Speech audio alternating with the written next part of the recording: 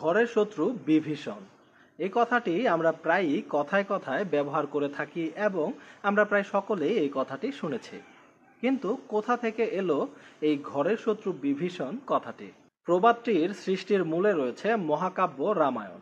রাক্ষসদের রাজা ছিল রাবণ।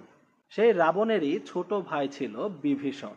রামের সাথে যখন রাবণের যুদ্ধ শুরু হয় তখন বিভীষণ রাবণকে রামের সাথে যুদ্ধ বন্ধ করার উপদেশ দেন এবং সীতাকে রামের কাছে ফিরিয়ে দিতে বলেন।